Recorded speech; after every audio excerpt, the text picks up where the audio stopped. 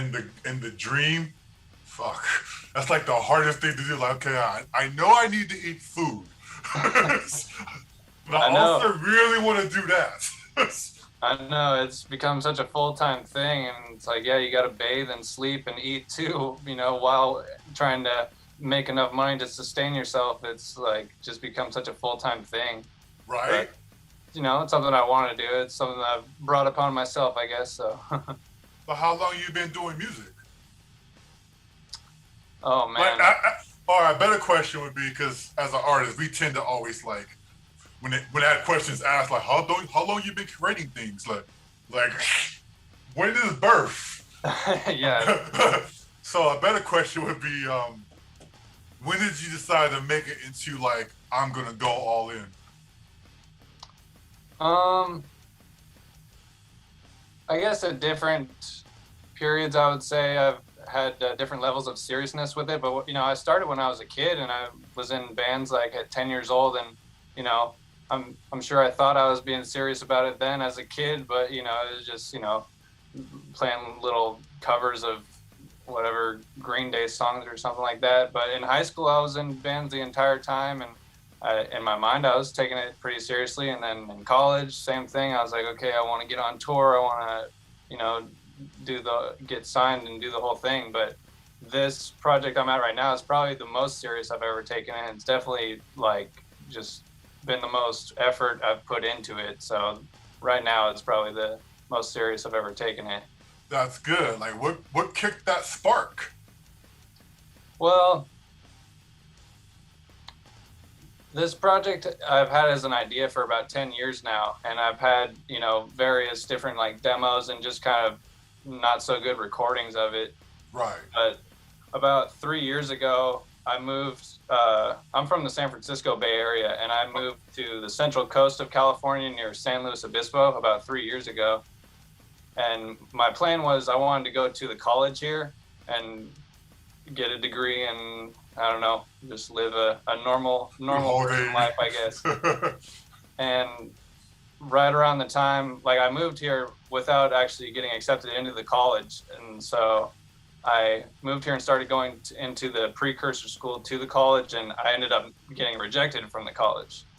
And around the same time, I was kind of feeling a slump in motivation anyways with school, and I was more thinking about like, do I want to pursue this degree or do I want to like make the songs that are in my head? Like school is always going to be there, but I don't want to keep putting off all these like riffs and songs that I have in my head. And I don't know, I found myself thinking about that more than anything else, just like all these songs I had in my head. So I was like, okay, school will always be there. I want to like, I don't want to arrive late in life feeling like I didn't give 100% into this thing that I'm passionate about and feeling like, oh, I wish I would have taken this more seriously at this time, Yeah. So that's where I'm at now. I'm going 100% with this because I didn't want to feel like I've cheated myself in any way with, all these songs that I have. So it's like I always talk about him because he's these last few years, let's just say like 6 years.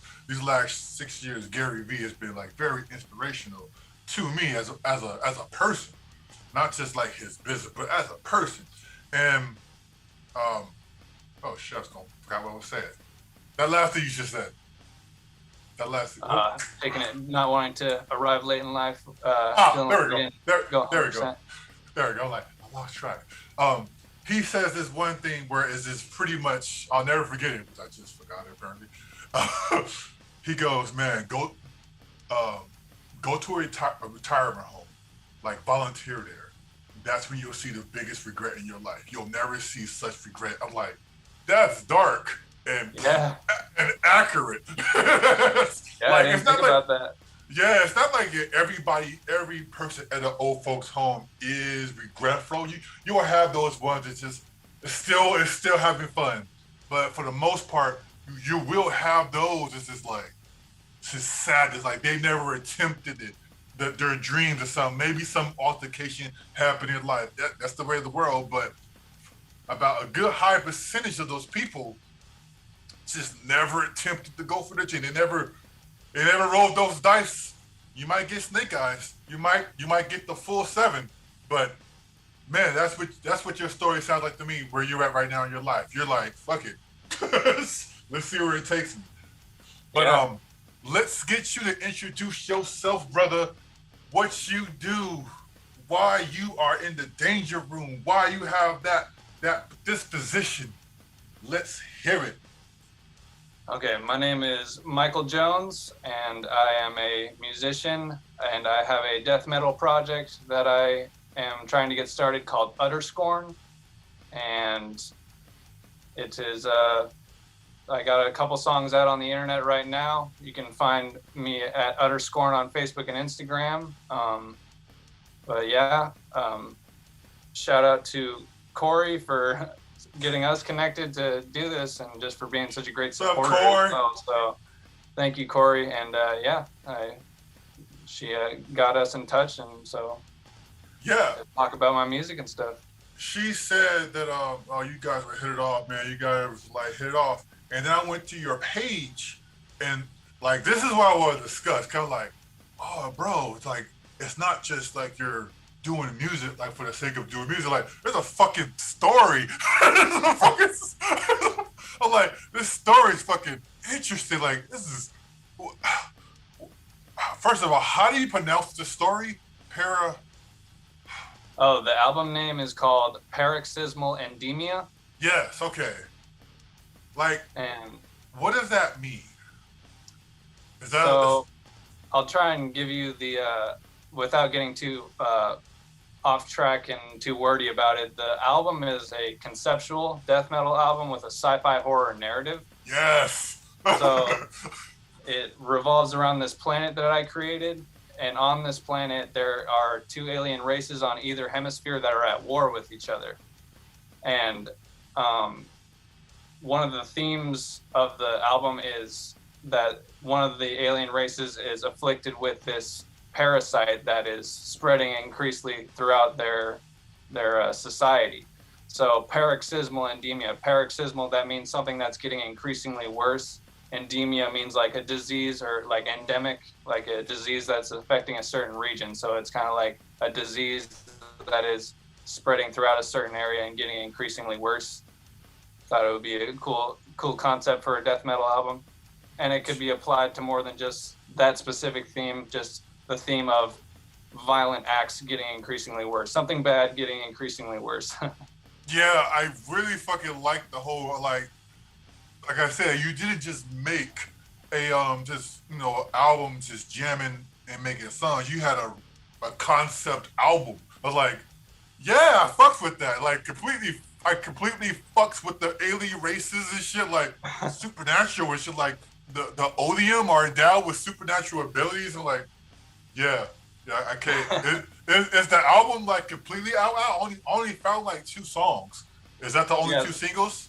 Yeah, there's only 2 singles out right now. I'm working on getting an official release date. I'm hoping to get that out, the whole album out in the next 2-3 months. I'm hoping, like, best case scenario, next month, like middle June.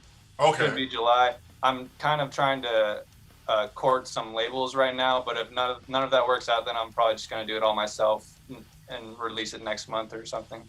I would tell you right now, brother, that's the best way. I mean, I've been doing music for like ever. I probably the same as you. And then when I got serious, that was like around 2000. And then my camp Uproar Nation. We did that with like many songs, countless shows. We performed here and everything. And then we, as you said, the ups and downs. So we stopped, and then one of our members, Diesel 5001, he decided to make his comeback, and then he made his comeback, and then it pretty much pushed us to like move with him around 2008, and so it was like boom, we all made projects, and then what we learned from that second go was that like it's better probably just to do it all yourself.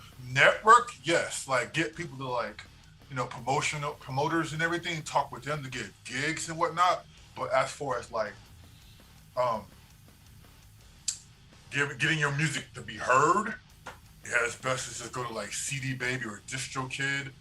That's where we go constantly. My Diesel has done at minimum 6 albums off of CD Baby and DistroKid. They distribute it everywhere. It's it's a phenomenal thing. I think he's leaning towards DistroKid more than anything, but Okay. I'm not sure. Have you used those two? I released the 2 songs that are out through CD Baby, and it was easy enough working with them. It was a pretty good deal. Yeah, I haven't worked with DistroKid yet. I've definitely heard about it. That's good to know that you guys have a good recommendation for them. Oh yeah. I'm starting to lean more towards just releasing it myself, anyways. Because basically anyone I talk to says something similar to what you're saying. It's like easier than it's ever been to just release it all yourself, and you get to keep whatever money that you might recoup from it. And just would probably you don't need a label in this day and age, and releasing it by yourself, if should a label take notice of you, it shows that you're taking initiative for your own project anyways. So if a good label should come along, then they would probably already know what you're about and want to work with you and stuff. So I'm kind of leaning that way too.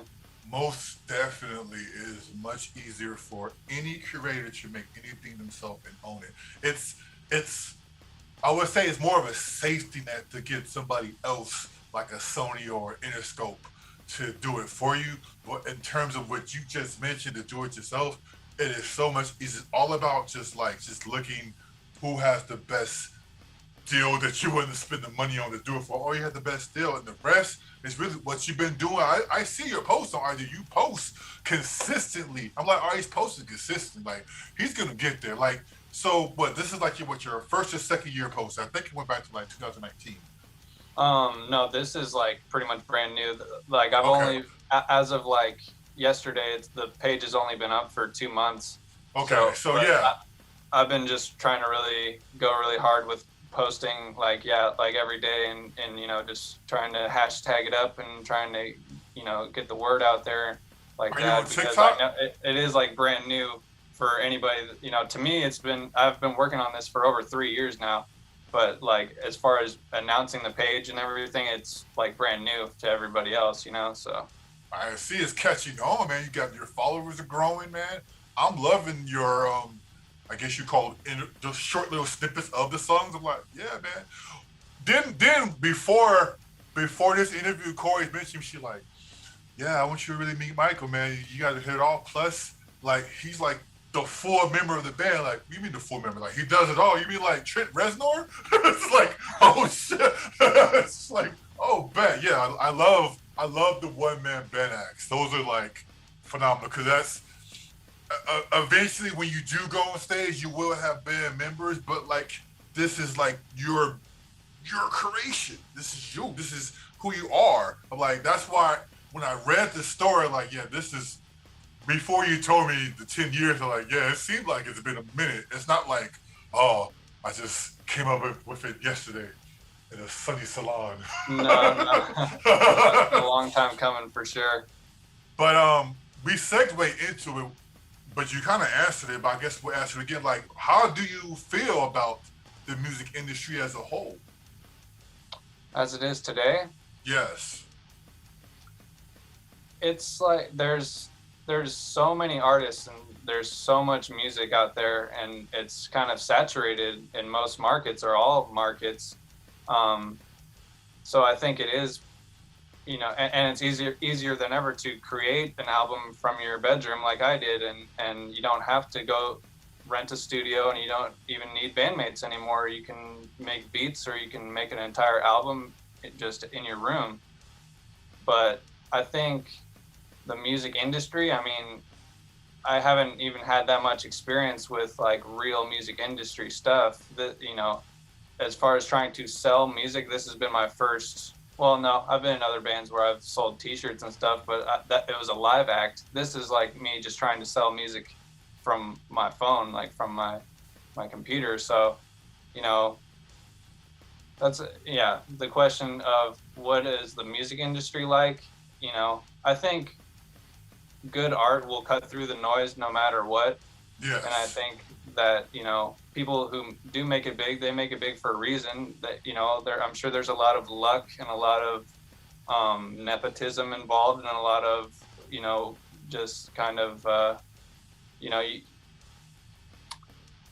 it's yeah, I don't know. I don't consider myself in the music industry right now. I'm just kind of an outlier trying to get into, like, you know, certain crowds of my genre, but I don't really feel like I'm, you know, I'm not talking to a manager every day or anything. I don't have a lawyer or a team or anything. It's just me kind of doing a DIY thing. So, you know, the music industry is just all online. It's just Instagram and social media and all that. So that's the scene now. You know, it's not really like It's all in our hands. It's all in our hands. In your phone now. You know, we can network like this, and it's awesome, and I really like it. And I've found out about a bunch of cool artists just like in the past 2 months with this project, and I think that's cool that the scene is online now.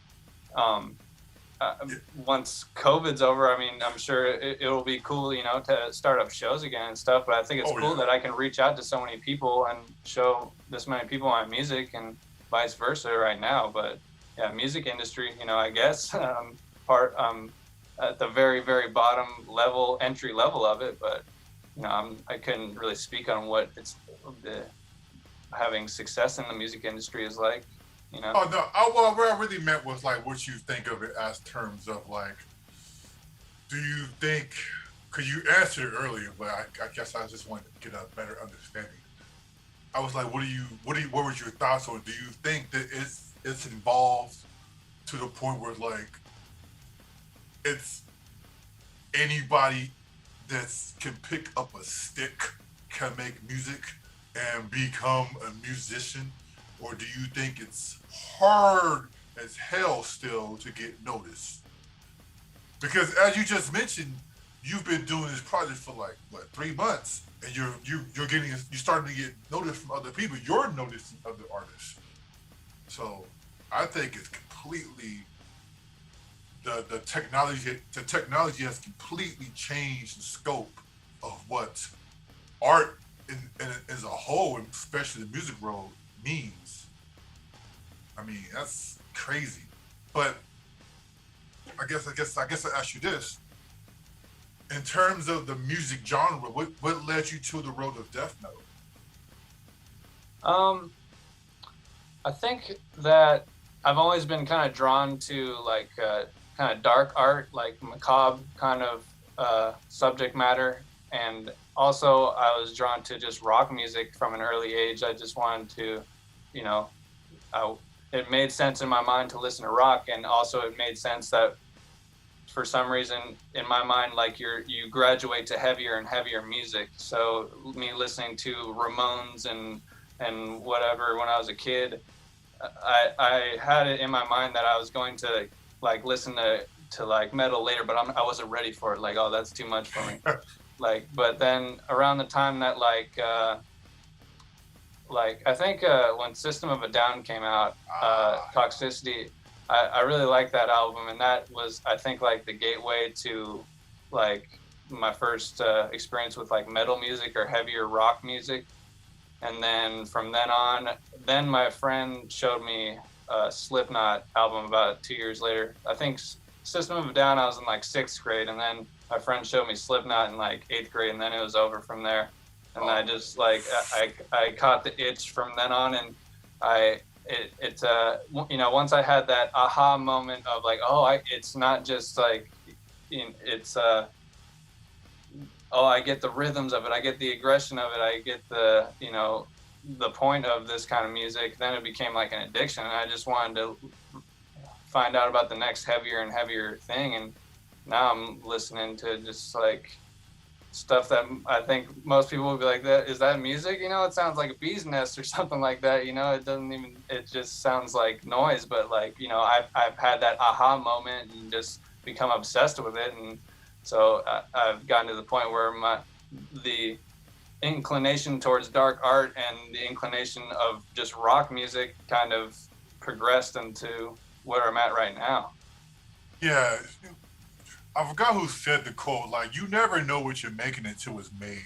I like that quote. I think it was Steve Jobs. But I was listening to, I think it's called Invoke the Ophidians?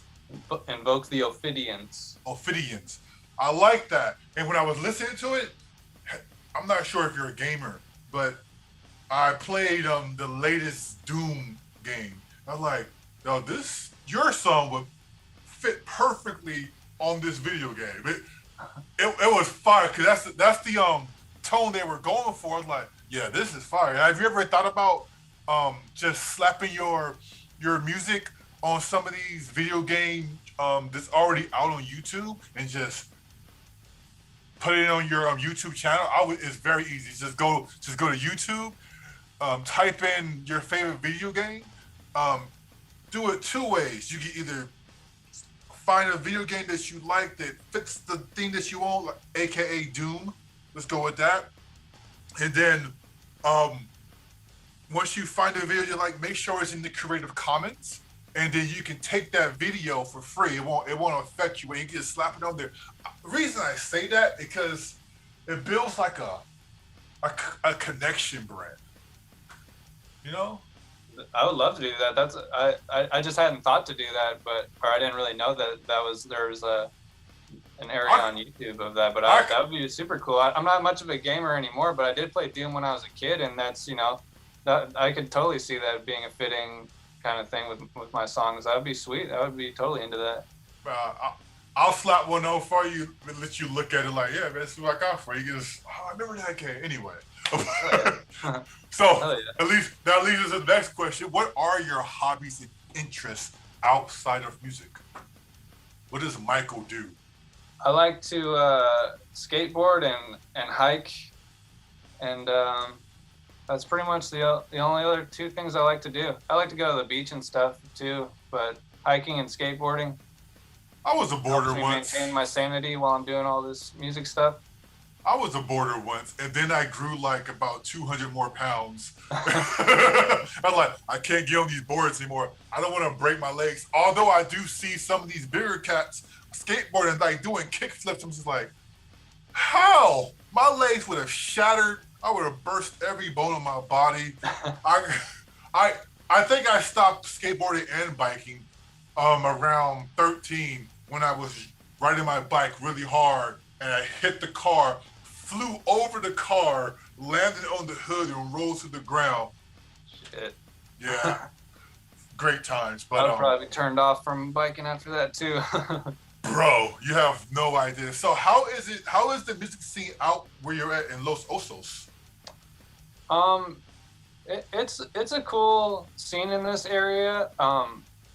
It seems like it's really underground. Like anytime I've heard about a show, it's like I'll see a post on it on Instagram like an hour before the show. Like, and a lot of the shows will say the address is at Ask a Punk and stuff like that. It's very underground, they don't really promote it super well, but every now and again, there also is like a metal publication called Hail Yourself magazine. They put on shows for a little bit around here, but it's weird. It's like shows in this genre are few and far between, but when I do see a show, like a lot of people come out to them and they're very excited about it, but it just seems kind of like scattered out here.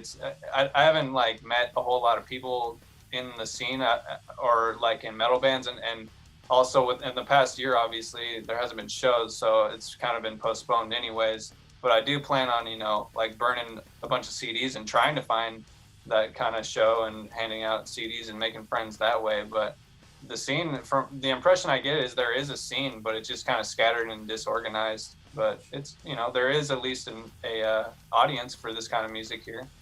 Yeah, that makes sense because the music scene out here is kind of scattered because of the COVID. So mm-hmm. I would say that it's probably not a bad thing what's happening in your area. It's just the whole COVID thing, and probably the promoters of that said event, wherever it might lay at, they're trying to not get in trouble with the authorities because I think, there's still like the whole certain amount of people that you can have in one area type thing that's going on. Yeah. But I'm told in June or July that's supposed to be, we're supposed to go to like the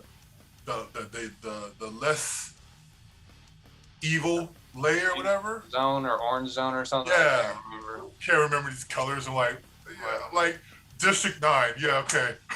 Just let me know when I can go to a show again. Yeah. I just want to have sushi again. That's all I want to do. Right. But have you tried TikTok? No, I haven't. I've heard it's become quite the networking platform, and obviously there's like it's become all over Instagram and stuff, and I do see people making videos. I'm just not sure what I would do on there. I guess I could just whatever I'm doing with my little snippets on Instagram, I guess. That's exactly what you do. Oh, That's okay. exactly what you do. There's like I follow a few guitarists. They're just killing it. And then once you have, I believe, 1,000 followers, you can start doing live streams on TikTok.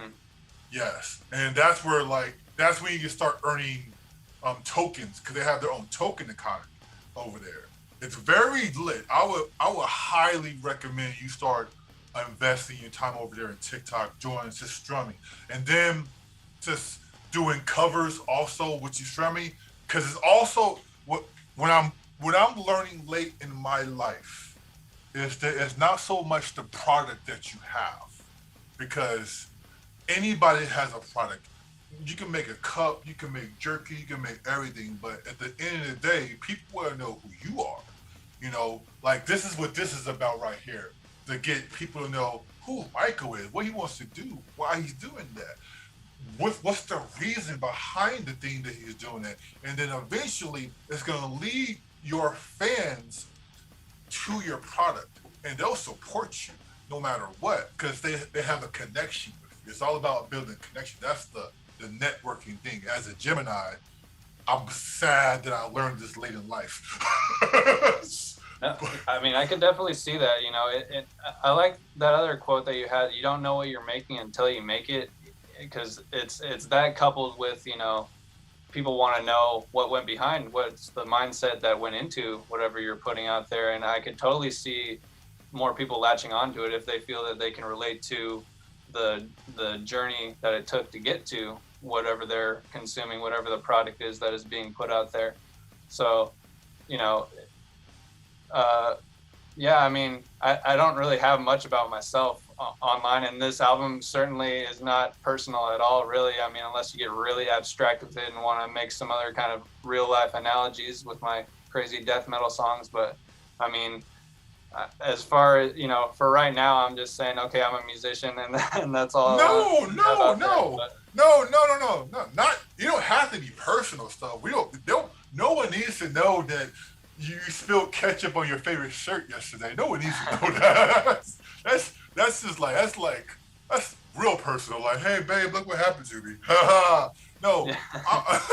I'm saying the connectivity of the story that you have. So, for example, when you mentioned earlier about you called yourself an outlier, like, oh man, I fucked with that, because that's literally the title of my second album, Outlier. It's a double meaning. Outlier, the one who stands outside of the normal type of whatever society, the one who looks at the world different and asks questions like, should it be this way? I don't know. I'm just gonna avoid it. It's in a way, it's an anarchist, pretty much, plain and simple.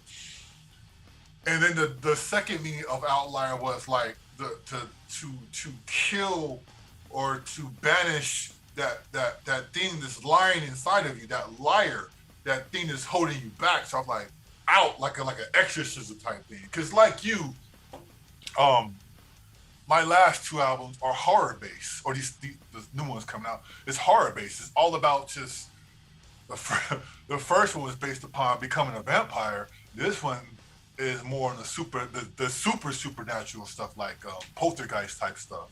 The third one is going to be, I'm probably not even going to be on it. Is the video on the Mutinous page, Shadow Work, I think it was called? Is that? It's not a video. It's more like a simple playlist, because I still want to do music videos for those songs on that last album.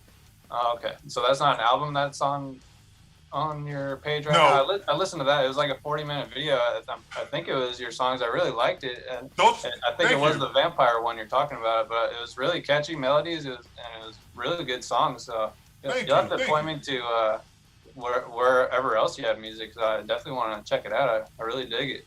Thank you, thank you. I appreciate that. Like I like you. It wasn't.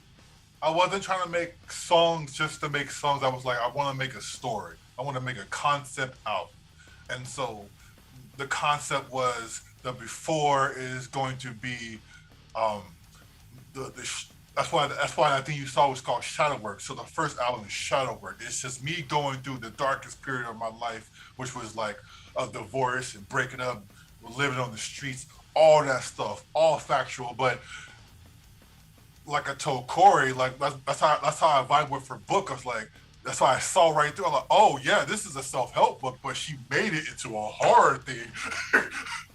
I fucked with that. That's why when I saw your story, like I fucked with that because you took something that was personal to you, you made it into a story, and then you made the soundtrack to your story.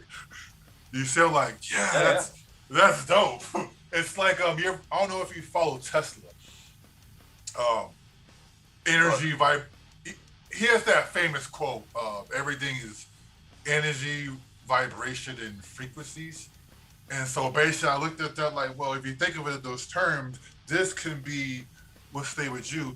Your energy could have been the words that you put down on paper, wherever you wrote down the story, and then the energy, the frequency is like the music that you made, and then the other one is going to be all the visuals. This is the thing that we're doing, the IG stories that you're making, the TikToks, all that is just one thing. And then all you gotta do is very simple.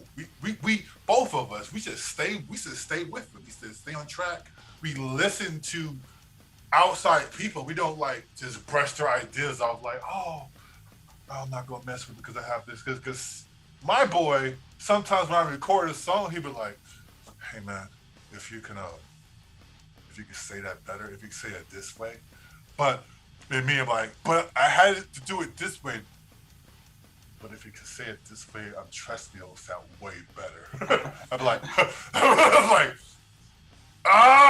kill the ego. Kill the ego. Like, and just go with it. That's the way of the world. That's the more I started researching you, and then you just saying the outlier. I'm like, yeah, we're on the same page. Corey was right. Something I've been thinking about lately, and bear with me while I try to explain it. But I don't know if you're familiar with like Greek tragedy and things like that, but they had two categories of art that they say kind of went into it, and there was Dionysian art and Apollinian art. Okay. So the god of Apollo was the god of the sun and the god of prudence and rationale, and Dionysius was the god of intoxication and irrationality and chaos. Okay. So it was kind of chaos and order is what was inspired Greek tragedy, what became Greek tragedy, so like plays and stuff. So the Apollonian element was the dialogue between the actors, what the actual story was, and the Dionysian element was this chorus, so this group of singers that were kind of creating context for the story. Okay. The Dionysian element, the Dionysian people, they would have these orgy festivals, and it would be all about dancing and singing and movement and getting drunk and stuff, basically, so chaos. Apollonian was order, so it was like art, like just sculptures and paintings and things that you could just observe and that have tangible that are static tangible art.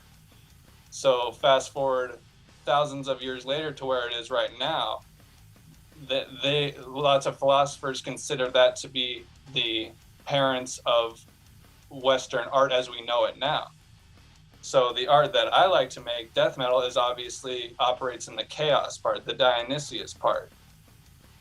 But the whole picture, there's Apollo and Dionysius in any art that you look at, because there's the story, the Apollonian element, there's the narrative of the story, and the chaos is the music. It's the energy, like you're saying. It's a similar thing the way you said it in your next album. You're an outlier within yourself, as well as outside. Yes. It's an as above, so below kind of thing. Yes. It's the micro and macro. So that also ties into the concept with my album. There's two hemispheres that are at war with each other. But my whole thinking was it's going to be all chaos. When you see me hashtagging chaos reigns on my Instagram posts, I want it to be straight death metal, like no sort of reprieve to be had listening to it, all chaos. But in that sense, it's open to the interpreter. It's the open up to the interpretation of the listener. You can kind of pick a side, whichever side you like better in the story, and that is the protagonist to you. But it's kind of, I didn't want to make like a moralist statement with the album, but there definitely is one that could be made. But anyways, it kind of just ties into what you're saying with the music that you're trying to make and how you're quoting Tesla too. You know, how it's like, you know, there's what you put on paper and the energy that you surround it with, you know, that kind of creates the entire picture. The art there, it's not like dark. It's not like you're only dark or you're only light. You're both, you know. Yes. You know, it's not. You're not only chaotic or orderly. You're both. You know. There's no absolutes in the universe. It's impossible. There's no absolute heat. There's no absolute cold. So I'm just like, okay, but man, I really that's crazy. The whole synchronicity of this planet is what I find very fascinating. Like when I was mentioning to Corey last when I spoke with her, how that it just seems that one thing seems to lead to this, and then you find out weeks or months later that like, oh, here it's the same thing. I'm not sure if you're on that level or you believe in that sort of thing, but do you believe that the rising of consciousness is like becoming more prevalent, not in so much of a deity type thing or a god type thing, whatever your belief is, more it's just like as a entropy energy type thing where everything just seems like it's converging to one singularity. It seems to be, I want to blame technology really. It seems like we're getting I would go for that. This is the reason that we're becoming more and more sick. I have a big theory about technology right now. Would you like to hear it? Yes, I would. Like, I believe that the technology that we have right now, no matter good or bad, because I don't believe there's no such thing as good or bad, just like you, that it's like the Matrix. This is not the first time it happened, but I want to throw in Cybertron from Transformers. I don't know if you're familiar with Cybertron. Like, what if Cybertron, the fucking planet, was actually Earth 1 or Earth 20 or Earth 1000? Doesn't fucking matter, right? And that thing that we saw in Cybertron, everything that happened was because when it ended, they were once human. And so, yeah, like what if Transformers were and Decepticons were once humans, and they reached the level of becoming technology so advanced, and humanity, the humanity nature of the humanity was still in them, and they kept fighting till it blew up their fucking planet, and they went to another planet, Earth whatever, and now they seeded that planet, and every cycle was itself all over again until you reach the level of the next Cybertron. Oh my God. Dude, there's a book that I wish I could remember the name of that kind of like almost describes that, like not quite exactly what you came up with, but it's like where planets keep expanding until they explode or something, and then create like it's something about humans becoming God and then recreating themselves basically.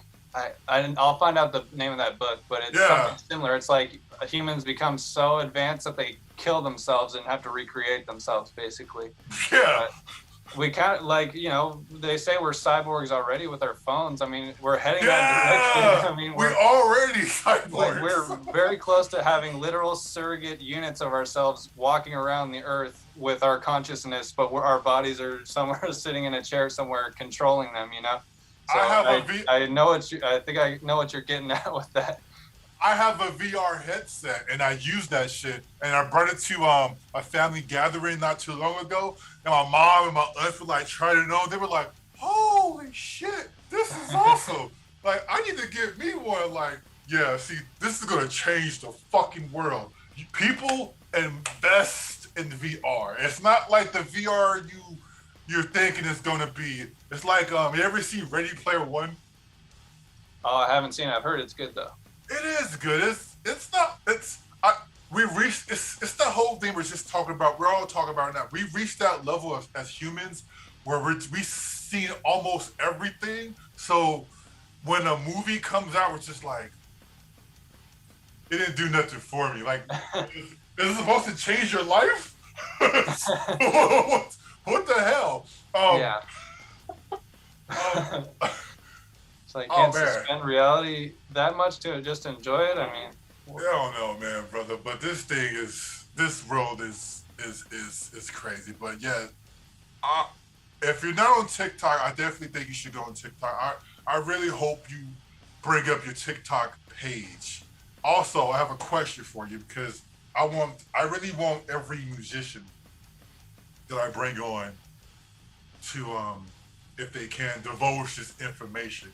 Because I think it'll better help your fans and new fans become a better understanding of who you are. They can live inside your head.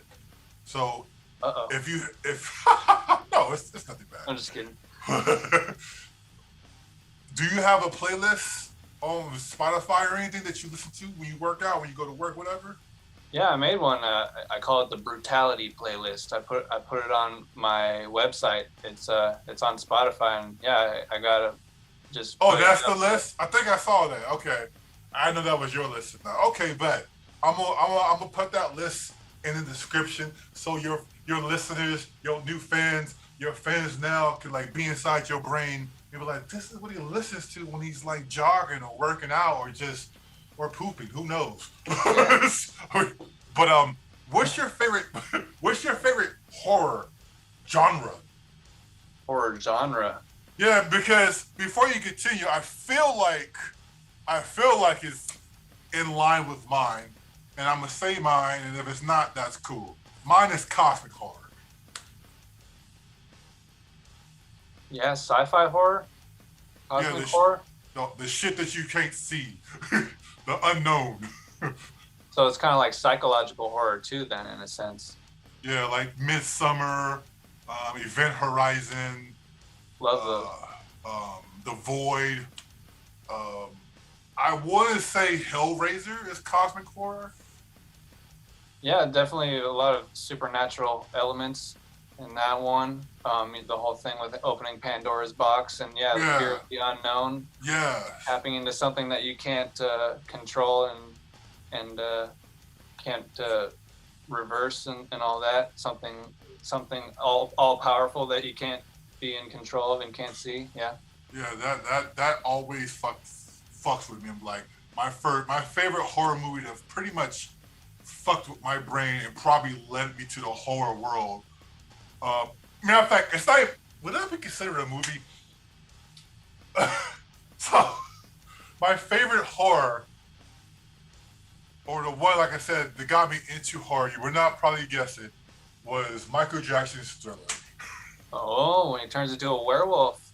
That shit fucked me up because I was a kid and I remember watching it in my grandma's house, and it was the full song. It was like, and he's a dancing zombie now. He's turned into a werewolf. I don't know what the fuck's happening.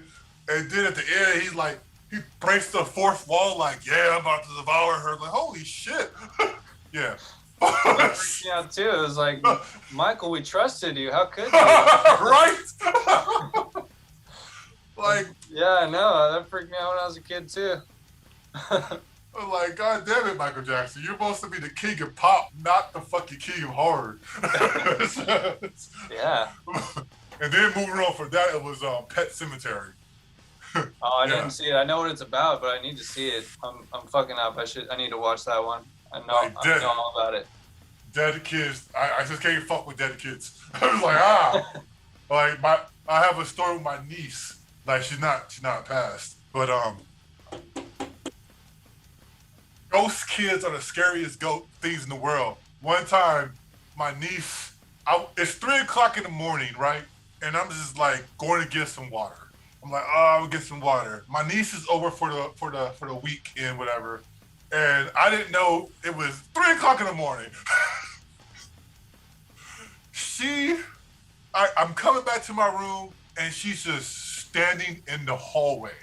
And I'm just like, what the fuck? And I was like, hey, how you doing? Are you okay? All right, I'm gonna pick you up. Okay? She has no facial expressions whatsoever. She's just there. And I was like, fuck. I'm in a horror movie right now. Yeah, I was gonna say, it sounds like a horror movie. And I go to pick her up, and I was like, please don't kill me. Please don't kill me. And I bring her back to her room, and I'm like, all right, cool. All right, I'm gonna go. Yeah. My whole life has been horror shit. How long have you been interested in horror?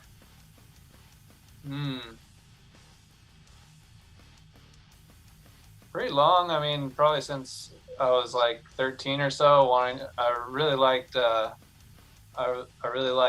when Freddy vs. Jason. I was like obsessed with it. I like watched all the Jason and Nightmare on Elm Street movies like before that movie came out, but I really liked the Saw movies when it came out. And yeah, so around that time, probably like when Freddy vs. Jason, I was like 12, 13. I was like obsessed with that kind of stuff. And yeah, like Hellraiser. I love The Shining.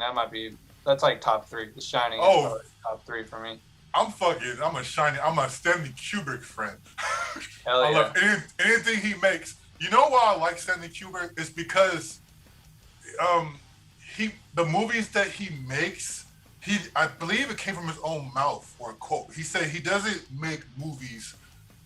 The movies that he picks, he makes them just to fix a small part.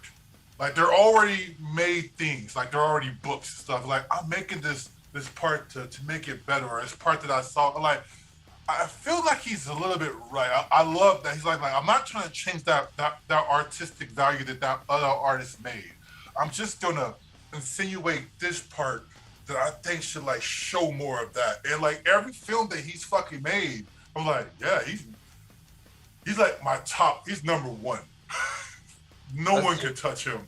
That's super interesting. Yeah, and you know that mark of a true artist. He just saw something that he could make his own in all those stories. You know, like I've heard that Stephen King doesn't really like the movie The Shining. You know, because it didn't, I don't know, do the book justice in his mind or something like that. But yeah, Stanley Kubrick, that like he's like for sure top directors for me too. I mean, like. But Stephen King, he loves what's that last one that came out? The one where it's pretty much his Magnus. Not It. Is it with It? No, the one with Idris Elba. The Tower. Is the Dark Tower. I don't think I got that one. The Dark Tower, yeah, because it sucked.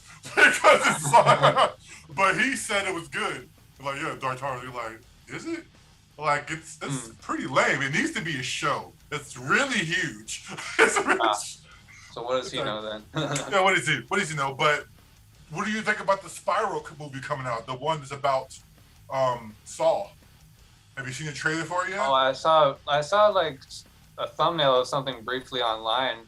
It's like a reboot of the Saw movie? It's either the side stories, like shit that's connected but not connected, or it's a continuation of after the death and after all that stuff. Yeah, I would be down to check it out. I haven't seen the trailer or anything. I'll have to look that up. I'm interested. I like those movies. Wouldn't you agree that Jigsaw is probably once you delve deep inside of Jigsaw, the person, I guess, he's completely insanely smart. For sure, yeah. I was like, Well, it's not the gadgets. It's like he knows the human psychology. It's like, oh, he's boom. Yeah, he's like, you don't, if you don't value your life, I'm going to force you to value your life. You know. Fuck, man. But Crazy, I'm glad. Very good horror premise. I really, really am looking forward to more from you, Michael. I really am. I really hope that this project gets finished so people will see more of you. I really do hope you can do shows because for a band member, for a band, that's like where the fun, that's where you feel the music. Like, yeah, fuck it. I don't need to hear online. I want to be there when the fucking music is in my face, thrash in my ears. I've been in that moment. I've been in my mosh pits. There you go. I would love to turn this into a live thing, but it's just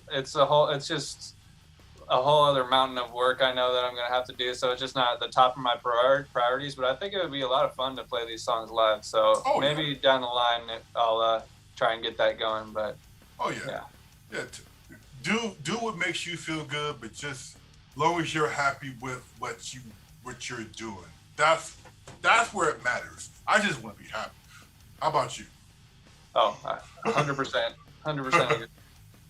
All right, brother. I'll see you next time. Oh, one more time.